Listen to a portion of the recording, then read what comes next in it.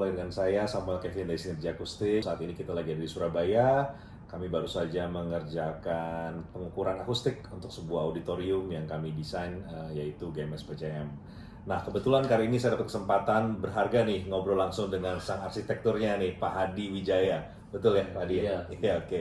Jadi kenapa saya undang arsitek? Karena akustik tuh saat ini sebetulnya sangat berikatan dengan arsitek. Banyak orang berpikir bahwa akustik cuma material saja, tapi sebetulnya akustik itu satu kesatuan yang melibatkan arsitek dari segi geometri, bentuk. Arsitektur sering dianggapnya itu sebagai seni menciptakan ruang, sedangkan akustik adalah ilmu tentang bagaimana suara berinteraksi dengan ruangan tersebut. Nah, jadi kita pengen sama-sama bahas nih. Kita akan menjelajahi korelasinya apa sih arsitek dan akustiknya, dan bagaimana kita bisa bekerja sama beserta seluruh tim pembangunan dalam mendesain sebuah auditorium di GMS PCM ini. Thank you Pak Hadi. Thank you untuk waktunya. Nah, kita sekarang mau tanya nih, sebenarnya background edukasi Ko Hadi sendiri gimana sih? Apakah arsitek? Saya arsitek. Arsitek ya? Arsitek, saya dulu lulus dari Pepra Arsitektur tahun 96. Karena Ya. Oke. Terus berarti mengerjakan banyak bangunan rumah tinggal. Setelah itu saya sempat bekerja di satu perusahaan besar kontraktor Tata Mulia. Setelah itu 98 saya merintis usaha sendiri sampai sekarang. Sekarang perusahaannya apa? Bergeraknya saya dulu di arsitektur dan kontraktor. Oke. Yang juga ngerjakan mulai rumah sampai mall. Namanya PT Asinergi. Setelah itu tahun 2016 saya mendirikan PT baru namanya Amega. Amega yang sampai sekarang. Amega, iya. Amega ini bergerak di bidang developer, ya, properti. Iya, properti. Wow, di Surabaya. Surabaya. Mantap, ya, keren. Ya. Gimana sih awal cerita keterlibatan Pak Hadi Wijaya dalam tim pembangunan GMS nih? Jadi waktu saya berumur 18 tahun, saya dikasih kesempatan Tuhan untuk melihat akhir hidup papa saya. Jadi waktu itu sebelum meninggal, sehari sebelumnya, papa saya kena stroke. Ditambah komplikasi diabetes. Jadi pada waktu saya antar ke perjalanan ke rumah sakit malam-malam itu, papa saya teriak-teriak, karena dia minta dikasih kesempatan hidup sekali lagi untuk membangun gereja. Benar-benar ingatan itu melekat sampai saya ingat seluruh detailnya sampai hari ini. Setelah itu dia teriak-teriak di mobil, bunyinya begini, dia teriak, Tuhan kasih aku kesempatan hidup sekali lagi, aku ingin membangun gerejamu. Setelah itu saya antar ke rumah sakit di Adi Husada di Undaan tuh. Sampai sana suster bilang, kalau papamu tidak teriak, dia akan meninggal di mobil. Karena jalan nafasnya terkunci. Ya. Setelah itu besoknya pendeta yang papa saya membutuhkan dana datang dalam kondisi keuangan keluarga kami itu benar-benar terpuruk. Cek pertama yang saya dapat, yang papa saya dapat itu diserahkan. Itu terjadi di depan saya semua. Malamnya dia langsung masuk rumah sakit, besoknya meninggal. Meninggal pun diangkat dalam doa. Jadi dia minta dipanggilkan 3 pendeta. Setelah itu pagi, siang, sore pendeta 3 datang dalam keadaan koma. Setelah didoakan dia sempat mengangkat tangan terus meninggal. Hari itu benar-benar menjadi kenangan buat saya sampai saat ini. Setelah itu singkat cerita itu tahun kira-kira 9 meninggal ya bapak saya itu, saya lupa, 91. 91 terus tahun 2004 saya menerima penglihatan sekali lagi. Pada waktu itu saya bekerja di GMS. Setelah itu Pastor Philip mencanangkan visi 1000 gereja, 1 juta murid. Setelah itu saya sempat ikut KKR-nya beliau, Pastor Philip ini, KKR Tutuhel ke Jawa Tengah. Saya lupa tepatnya di kota mana, Solo atau Jogja saya lupa. Setelah itu tempat nggak cukup, tempatnya nggak cukup, terus kita tim FKA ini langsung buruan langsung cari proyektor, cari screennya besar, kita tempatkan di halaman, terus kita sorot, terus akhirnya orang-orang tuh ngumpul di situ. Terus tiba-tiba saya menerima penglihatan satu lagi, jadi tepat di bawah screennya proyektor, saya melihat seorang anak wanita kecil gitu ya, nangis-nangis di situ. Itu tiba-tiba saya kasih penglihatan seolah-olah wajahnya itu berganti wajah anak saya. Saya noleh ke kiri kanan, balik ke situ, itu anak saya. Hari itu saya ikut nangis. Aduh, betapa orang itu membutuhkan keselamatan kalau datang ke sini ya. Setelah itu saya berjanji saya akan saya ingat waktu papa saya dulu. Nah, singkat cerita 2007 kurang lebih tepatnya Januari, saya diminta untuk bangun. Nah, ini saatnya. Saatnya. Jadi pada waktu saya terlibat di pelayan GMS untuk membangun gereja ini, tepatnya 2007 Januari saya mulai.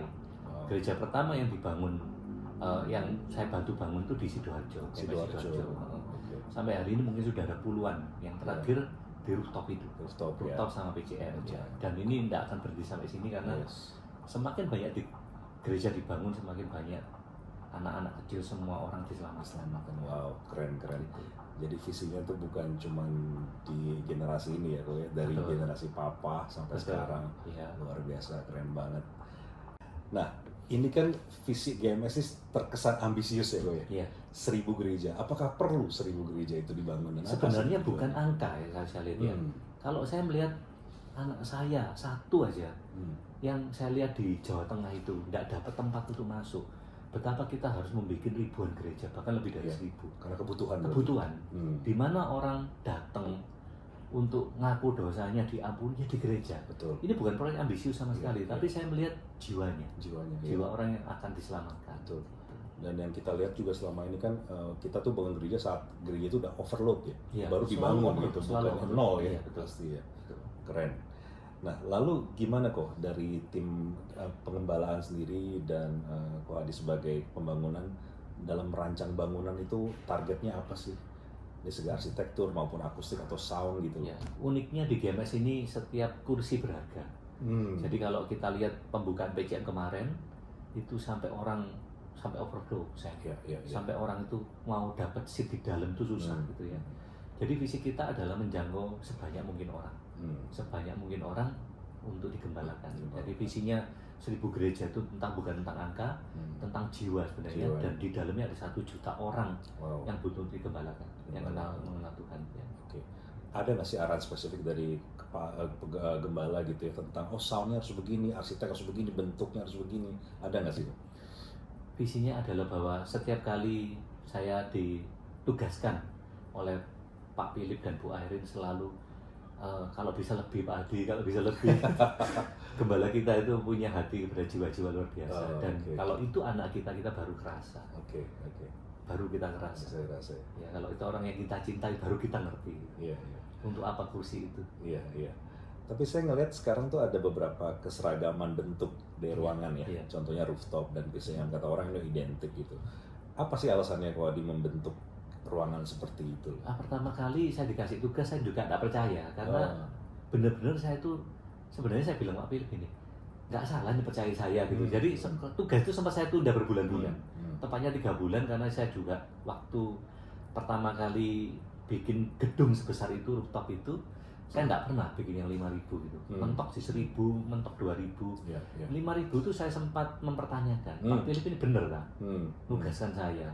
Sedangkan yang top di luar banyak gitu. Sampai saya kadang-kadang nggak tahu ini kenapa ya saya ditunjuk gitu ya. Setelah itu saya sempat tunda 3 bulan, terus saya ditagih, kaget saya loh. Ini ternyata bener gitu. Dan kita langsung kebut. Jadi desain rooftop itu kita kebut hanya seminggu. Seminggu aja desainnya. Desain konsepnya. Waktu saya dikasih tugas sebenarnya desainnya sudah ada dikerjakan oleh arsitek lain gitu. Dikasih ke saya seatnya 4.000. Seperti saya katakan, gembala kita itu selalu kalau bisa lebih. Karena tentang jiwa, keselamatan orang, bukan tentang ambisi, bukan sama sekali. Karena kalau kita dekat sama satu orang, kita bisa merasakan ini ambisi apa memang passionnya. Betul. Ternyata passionnya gembala kita itu jiwa-jiwa. Setelah itu saya dikasih tugas, saya ingat sekali. Kalau bisa 5.000, saya negosiasi.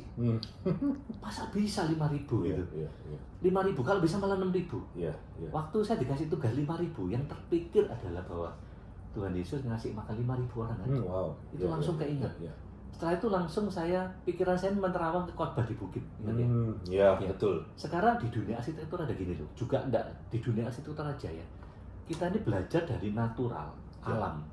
Misalnya, kalau bikin saya pesawat terbang, bentuk yang paling natural menembus angin itu seperti apa? Seperti tetesan air. Betul.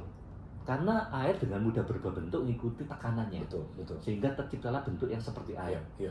Sekarang kalau bikin seat gereja, apa yang terpikir? Kalau saya terpikir ya, waktu khotbah di bukit. Betul. Kalau Tuhan Yesus datang, orang 5.000 datang, bayangan saya, orang akan secara natural di depannya Tuhan gitu. Setelah itu dia pasti akan mengerumuni, terus terciptalah bentuk yang seperti ini. Betul. Seperti ini kan? Betul. Kubah gitu ya. Nah itulah konsep rooftop pertama kali. Keren. Betul. Jadi kita nggak bikin segmented, tapi bikin round. Wah Ya. itu luar biasa sulitnya. Betul. Tetapi ternyata kita didukung oleh, thank you nih Pak Alex Teja, yang mengupayakan gitu ya. Iya. Tentang roundnya itu tadi. Sulit loh, bikin di atas mall terbesar di Indonesia. Betul. Bangunan 3 lantai di atas mall 3 Di atas lantai. mall, iya. Setelah itu kita harus memperkuat kolom dari bawah. Saya mintanya sebenarnya sulit. Iya. Ya. Jadi untuk menciptakan efek intimate dan efek seperti kayak semua orang menghadap ke pembicara. Yang dimana pembicara yang diurapi ini seolah-olah Tuhan Yesus yang berbicara pada mereka. Ya. Kita menciptakan bentuk yang sama caranya, sehingga kesannya itu intimate ditambah kalau saya perhatikan di balkon itu kita bikinnya melengkung, jadi kayak setengah mangkok, betul. Itu yang menimbulkan efek seolah-olah orang yang paling belakang melihat orang depannya itu seperti ini. Jadi dia merasa dia tidak sendirian dan merasa dekat. Betul. Merasa sangat dekat. Ya. Nah, kesan itu yang timbul karena konsep khotbah dari sebuah tadi. Wah, keren. Ya, seperti itu. Nah, tentang akustik sebenarnya di rooftop kita masih berkutat di interior.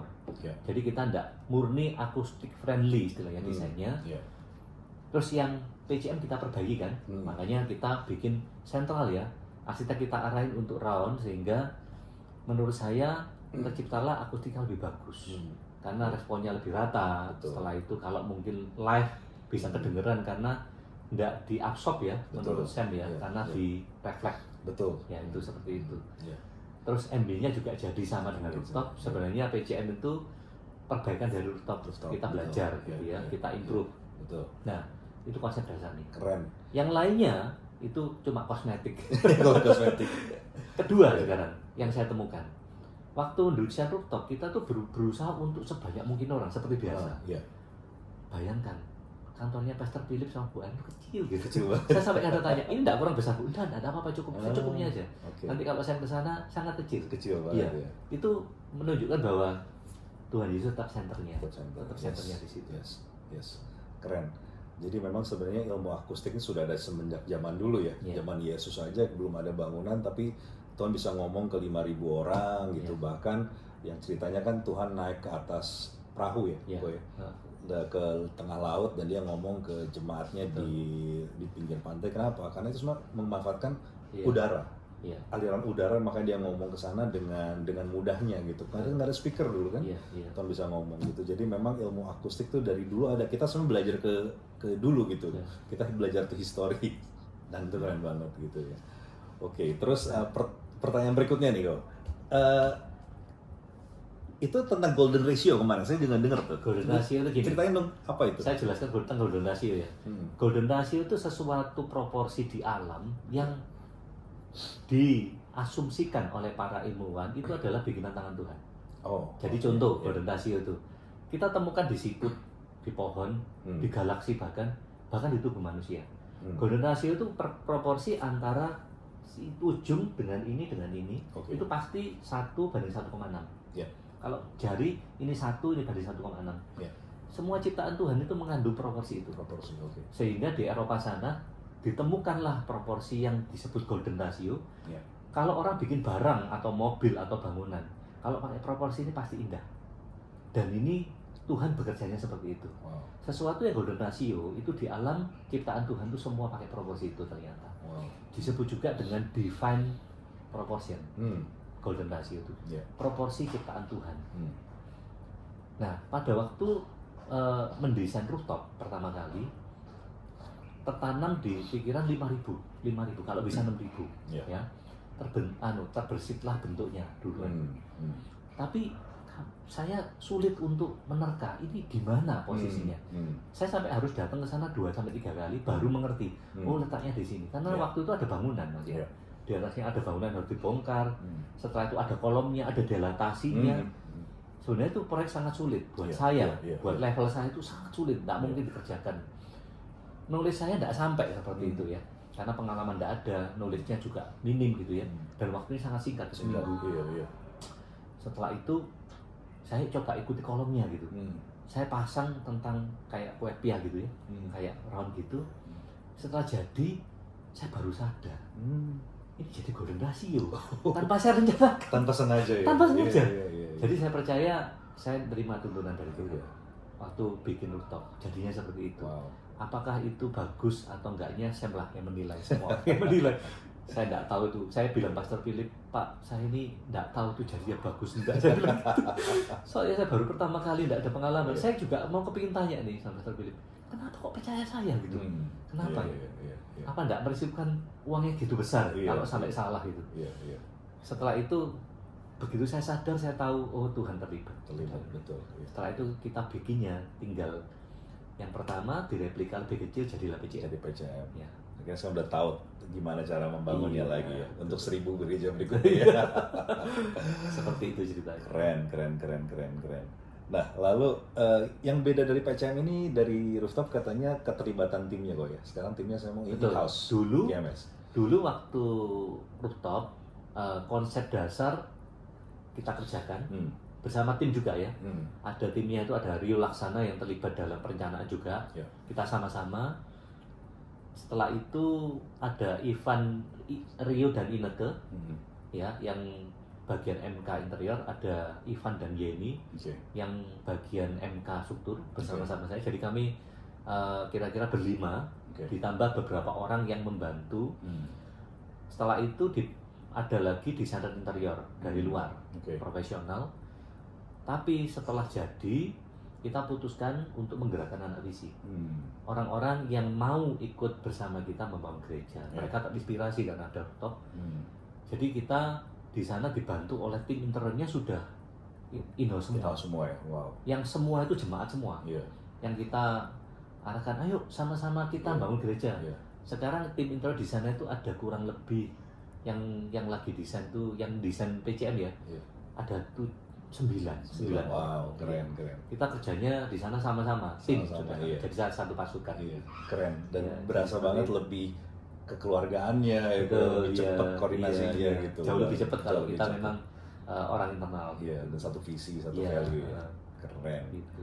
Keren. Nah, lalu di dalam bangun PCM kemarin nih, apa nih kok kendala yang dihadapi kemarin yang paling berasa gitu atau tertantang? Kendalanya selalu waktu. Selalu waktu. Kita tuh sudah tidak sabar, gembala kita sudah tidak sabar. Saya dikasih waktu rooftop itu cuma 6 bulan, kepotong lebaran, kepotong liburan. Kita efektif kerja itu mulai akhir Januari. Diminta jadi akhir Juni. 6 bulan? Awal Juni apa akhir Juni, saya lupa tepatnya ya. Cuma 6 bulan dipotong liburan, saya itu cuma 4 bulan setengah. Kendala kita selalu waktu, karena gembala kita tuh tidak sabar. Ya nanti kalau kita mundur, ini berapa orang yang nggak bisa selamat? Yang nggak terima selamat berapa orang? Kita semua tim juga mikir seperti itu. Jadi kita kerja keras, kalau bisa dikerjakan besok, yang bisa kerja kita kerjakan sekarang. Kita tidak menunda waktu. Selalu waktu. Hampir tidak ada, karena setiap kali kita mengalami kesulitan selalu ada yang luar. Kadang-kadang kita, kalau orang luar bilang, ini aku kalau bantu GMS aku tidak tahu kok bisa kerja cepat ini. Kadang-kadang ada orang yang bilang, GMS ini penuh keajaiban. Betul. Baru tadi pagi berantakan, tiba-tiba malam sudah kinclong. Itu saya tirukan asli itu. Saya tirukan kata-katanya. Dan kadang-kadang kita juga dapat kairos. Pada waktu kita terpepet gitu, kadang-kadang beberapa dari kita ingat satu wajah, kita telepon orangnya, ternyata sebelahnya waktu kita telepon, di sebelahnya itu orang berkuasa. Jadi bantu. Langsung perintahkan, bantu GMS sampai selesai ya. Itu kita alami. Jadi problem sangat banyak lah. Betul. Tapi kita tidak pernah buntu. Betul. Kita tidak pernah buntu. Terus satu yang saya rasa juga, kebetulan kita kan terlibat dalam proses ya. Memang pressure waktu tuh ada, tapi kita nggak merasa tertekan secara emosional. Betul. Kita ngerasain very family gitu, kekeluargaan. Jadi saya nggak pernah ngerasa ngeliat ada yang orang marah-marah, bentak-bentak di proyek tuh nggak ada sama sekali. Kalau di proyek lain tuh kayaknya MK-nya udah. Kadang-kadang kita juga gitu sih. Cuman kita nggak pernah mau serang pribadinya. Kadang-kadang kita juga sempat naik emosi juga. Pasti ada lah ya. Pasti ada. Cuman kita tidak ada batasannya. Oke, keren.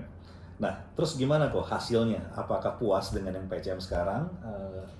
Di pikiran kami sudah ada konsep-konsep baru yang tidak berhenti nih. Jadi sudah ada tugas menanti. Tapi kali ini masif ya. Masif itu artinya lebih besar lagi dari rooftop. Ada dan banyak tempat. Sempat terpikir kalau ini diimprove gimana ya? Gitu. Jadi kita selalu belajar dari rooftop, kita perbaiki di PCM nanti kita perbaiki. nggak pernah berhenti. Siap. Ya, sampai nanti 300 gereja, mungkin setelah 300 tercapai gembala kita akan ngomong 1000 gitu. Ya kita Terus tapi ya. kita ikut aja ya. Iya. Kita ikut aja karena kita bayangin berapa banyak jiwa yang diselamatkan. Oke. Keren. Nah, dari Ko Hadi sendiri gimana selama ini kerjasama dengan Sinergi yang dirasain manfaatnya apa, hasilnya bagaimana? Mungkin Jadi ada menurut komentar. saya arsitek itu satu yang paling dibutuhkan ya. Kita datang ke sana itu tujuan utamanya itu mendengar firman. Ya.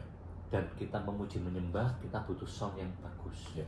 Saya udah dipeseni sama pusat Bu Arin kemarin sama Pak Philip, kalau di gereja enggak apa-apa, enggak usah mewah, yang penting soundnya. Soundnya proper ya. Ya, makanya ke depan saya butuh loh, saya akan kontak terus Sam sama Sinergi ini, kita Thank you. akan saya cari terus nih. Kita dari sama-sama antara arsitektur, detail dan sound itu mesti sinkron jadi satu. Desainnya mesti kompak tuh. Yes. Ya. Jadi kita tidak kejar bagusnya, Ya. tapi asal soundnya bagus, nanti visi kita seperti itu, supaya firman yang disampaikan lewat panggung terdengar jelas sampai ke pelosok-pelosok ruangan. Amin. Itu yang utama. Keren.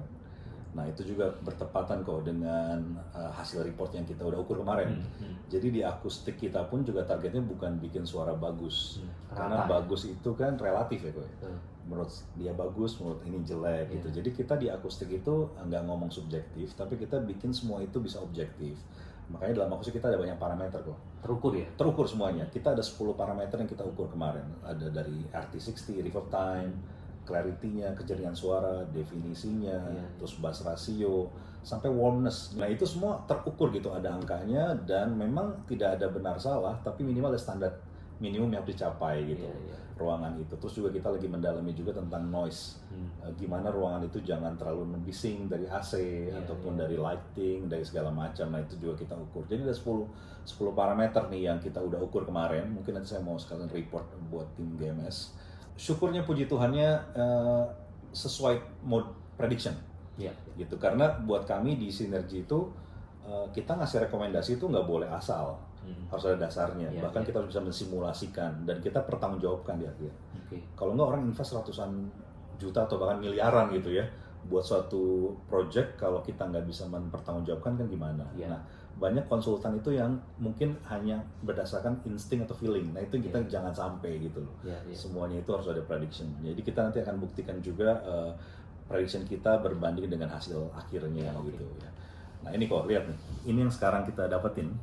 Ternyata di GMS PCM ini kita dapat reverb time di flat kok. Flat ya, bagus. Flat linear banget, yang sebelumnya gini kok. Sebelumnya ini waktu kosong kita ukur gemahnya itu sampai 5 detik lebih. Iya. Boom gitu loh. Sekarang kita bisa bikin rata. Lebih rata ya. Puji Tuhan di 1 detik kurang dikit.